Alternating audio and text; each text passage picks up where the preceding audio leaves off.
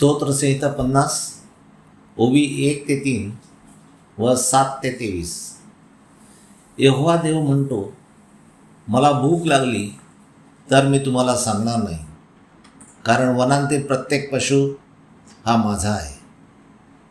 यहोवा देव न्यायीचा व अन्यायीचा न्याय करील, असे समर्थ देव यहोवा बोलला आहे.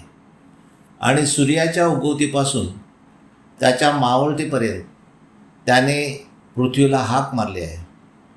यहोवाच्या सौंदर्याची पूर्तता जी सियोन, तिच्यातून यहोवा देव प्रकाशला आहे.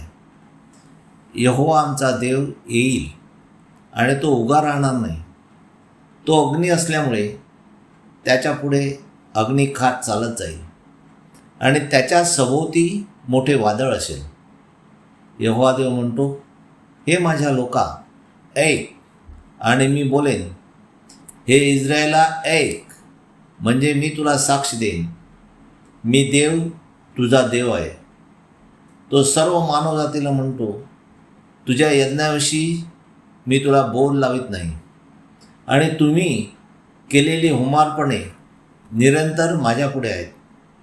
यहोवा देव म्हणतो, मी तुमच्या घरांतून खोड किंवा तुझ्या कोंडवाड्यांतून बोकडी मागणार नाही, कारण रानांतील प्रत्येक पशु हा माझा आहे. हजारो डोंगरावरील डोंगरे माझीच आहेत. डोंगरांतील सर्व पाखरे यहोवा देव ओळखतो आणि रानातले वनपशु हे देखील यहोवा देवाचेच आहेत. मग यहोवा देव म्हणतो, मला भूक लागली तर मी तुम्हाला सांगणार नाही, कारण जग व जगांतील सर्व भरणा माझाच आहे. खोडाचे मांस मी खाईन काय? बोकडाचे रक्त मी पिईन काय? तर नाही. यहोवा देव म्हणतो, मला तुम्ही तुमच्यावर केलेल्या सुखदुःखाबाबत उपकार स्तुती करा आणि यहोवा देवाकडे तू जर काही नवस केले असतील तर ते नवस फेड.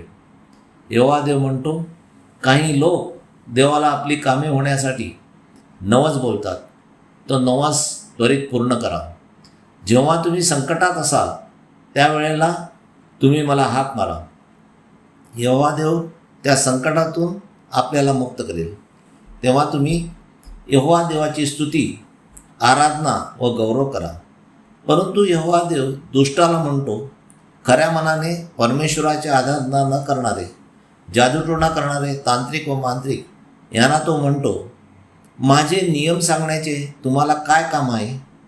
यहोवा देव म्हणतो, आणि तू माझा करार तुमच्या तोंडात का घातला आहेस?